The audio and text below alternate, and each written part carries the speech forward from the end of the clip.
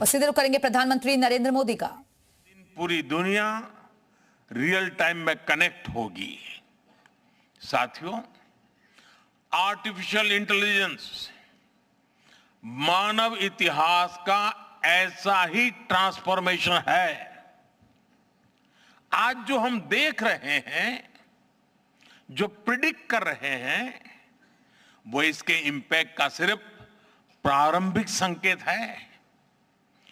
AI मशीनों को intelligent बना रही है, लेकिन उससे भी अधिक मानव सामर्थ्य को कई गुना बढ़ा रही है। अंतर सिर्फ एक है, इस बार स्पीड भी अभूतपूर्व है और स्केल भी अप्रत्याशित है। पहले टेक्नोलॉजी का इंपैक्ट दिखने में दशकों लगते थे। आज मशीन लर्निंग से लर्निंग मशीन तक का सफर तेज भी है, गहरा भी है, व्यापक भी है। इसलिए हमें विजन भी बड़ा रखना है और जिम्मेदारी भी उतनी ही बड़ी निभानी है। वर्तमान पीढ़ी के साथ ही हमें इस बात की भी चिंता करनी है कि आने वाली पीढ़ियों के हाथों में हम एआई का क्या स्वरूप सौंप कर जाएंगे। इसलिए आज असली प्रश्न यह नहीं कि भविष्य में आर्टिफिशियल इंटेलिजेंस क्या कर सकती है। प्रश्न यह है कि वर्तमान में हम आर्टिफिशियल इंटेलिजेंस के साथ क्या करते हैं। ऐसे प्रश्न मानवता के सामने पहले भी आए हैं। सबसे सशक्त उदाहरण है न्यूक्लियर पावर।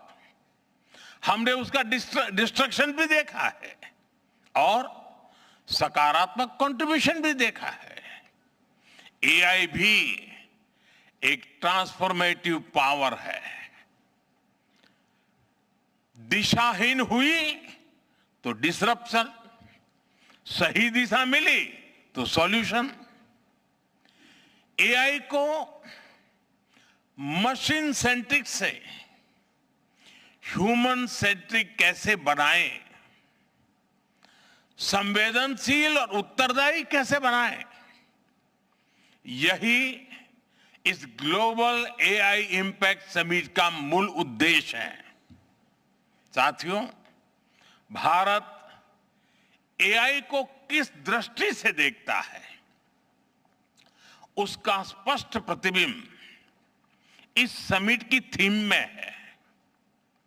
सर्वजन हिताय, सर्वजन सुखाय, welfare for all, happiness of all. यही हमारा बेंचमार्क है।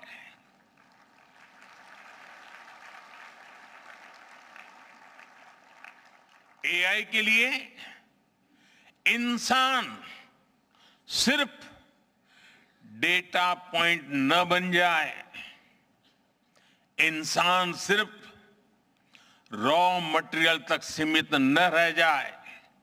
इसलिए एआई को डेमोक्रेटाइज करना होगा, इसे इंक्लूजन और एम्पावरमेंट का माध्यम बनाना होगा, और विशेष रूप से ग्लोबल साउथ में। साथियों, हमें एआई को ओपन स्काई भी देना है और कमांड भी अपने हाथ में रखना है। जैसे जीपीएस होता है, जीपीएस हमें रास्ता सुझाता है, लेकिन हमें किस डायरेक्शन में जाना है, इसकी फाइनल कॉल हमारी ही होती है। आज हम एआई को जिस दिशा में लेकर जाएंगे, वैसा ही हमारा भविष्य तय होगा। साथियों, आज new Delhi AI impact summit में मैं एआई के लिए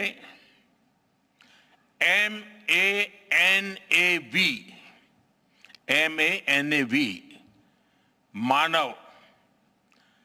मानव विजन प्रस्तुत करता हूं। मानव का अर्थ होता है ह्यूमन, और मानव विजन कहता है M moral and ethical systems, यानी एआई एथिकल गाइडेंस पर आधारित हो। A अकाउंटेबल गवर्नेंस, यानी transparent rules, robust oversight. N national sovereignty, यानी जिसका डेटा उसका अधिकार। A एक्सेसिबल एंड इंक्लूसिव, यानी एआई मोनोपोली नहीं, मल्टीप्लायर बने। V वैलिड एंड लेजिटिमेट, यानी एआई लॉफुल और वेरीफाइबल हो।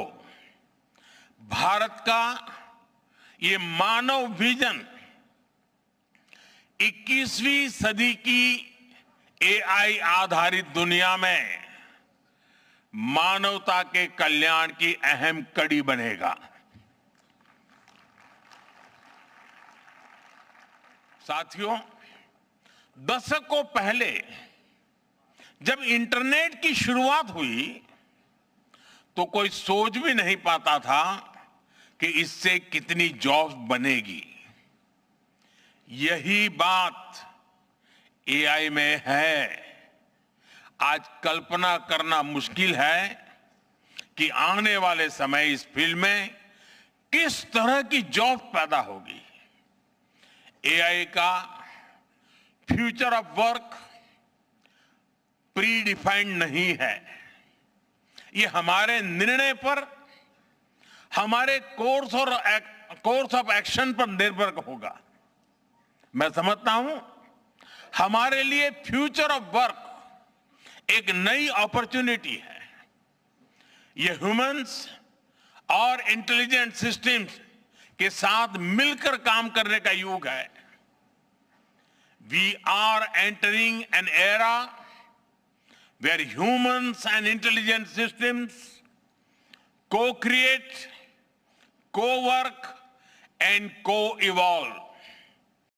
एआई हमारे काम को और अधिक स्मार्ट, एफिशिएंट और इंपैक्टफुल बनाएगा।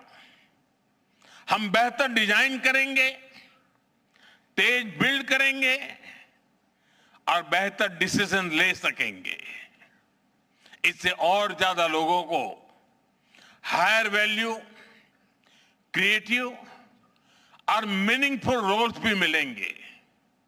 ये इनोवेशन, एंटरप्रेन्योरशिप और न्यू इंडस्ट्रीज के लिए बड़ा मौका है।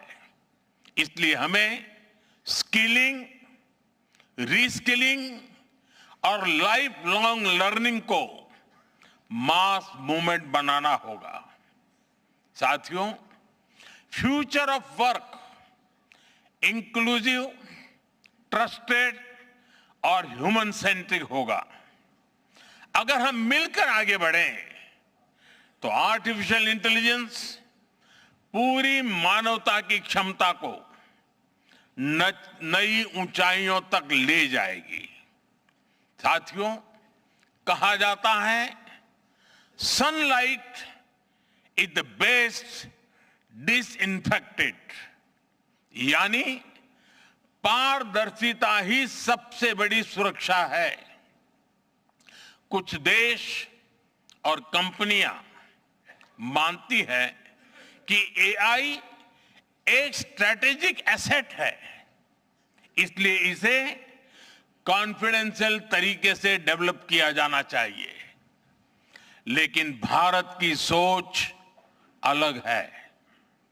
हम मानते हैं कि एआई जैसी तकनीक तभी दुनिया के लिए लाभकारी होगी जब उसे शेयर किया जाएगा, जब कोड ओपन होंगे और शेयर किए जाएंगे, तभी हमारे मिलियंस ऑफ यंग माइंड्स उन्हें बेहतर और सुरक्षित बना पाएंगे। इसलिए आइए हम ये संकल्प लें कि एआई को ग्लोबल कॉमन गुड के रूप में विकसित किया जाएगा।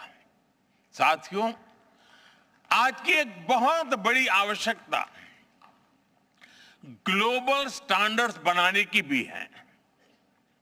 डीप फेक्स और फैब्रिकेटेड कंटेंट ओपन सोसाइटीज में अस्थिरता ला रहे हैं।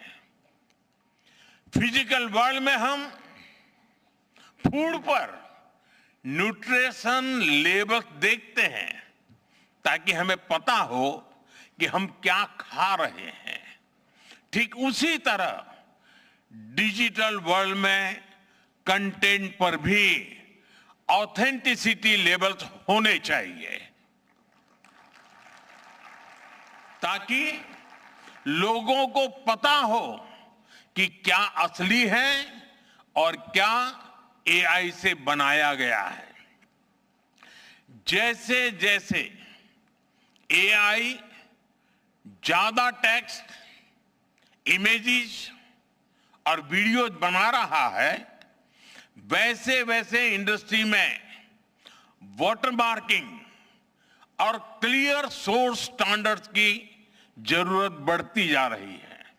इसलिए ये जरूरी है कि ये विश्वास टेक्नोलॉजी में शुरू से बिल्ट इन हो।